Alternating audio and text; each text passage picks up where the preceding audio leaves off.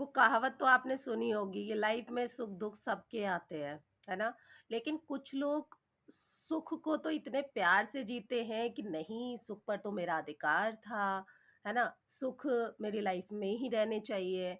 लेकिन जब उन्हीं लोगों की लाइफ में दुख आता है ना, तो वो दूसरों को ब्लेम करने लग जाते हैं कि ये जो दुख आया है ना, ये तुम्हारी वजह से आया है, उसकी वजह से आया है, फलाने की वजह से आया है। दुःख भी आपके कर्मों का फल होता है, सुख भी आप ही के कर्मों का फल होता है। ये चीज़ें ना आप एक्सेप्ट नहीं कर पाते हो। दुःख आया तो दूसरे को ब्लेम कर देते हो। इसका तो आपने मतलब ये मान लो कि पीएचडी की होती है इस मामले में कि कोई भी बुरी घटना होगी, दुःख आएगा तो हमने चुन रखा है कि इसको बोल देंगे, उसको बोल देंगे। जब आप ऐसा करते हो ना, तो आप अपने व्यवहार को साबित करते हो।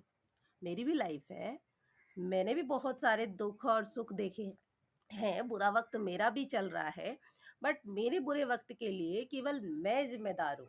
या मैं पता है कभी भी अकेले होती हूँ तो मैं हमेशा यही भगवान से बोलती हूँ कि जो भी बुरा वक़्त ये चल रहा है ना, इससे ज़्यादा मैं कहती हूँ कि किसी भी इंसान की लाइफ़ में ना अगर बुरा वक़्त दो तो हिम्मत ज़रूर देना। हिम्मत इसीलिए देना ताकि वो बंदा कभी भी बंदा या बंदी किसी दूसरे व्यक्ति को ब्लेम ना कर पाए।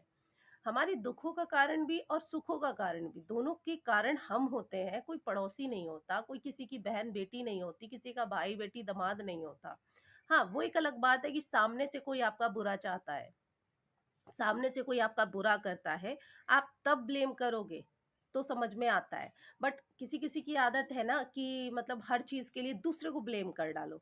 मैं तो बहुत पाक-साफ़ हूँ, मेरे से तो कोई गलतियाँ होती नहीं है, मैं तो कुछ बुरा करने लायक हूँ ही नहीं हूँ, है ना? तो वो क्या करते हैं, दूसरे पर थोप देते हैं।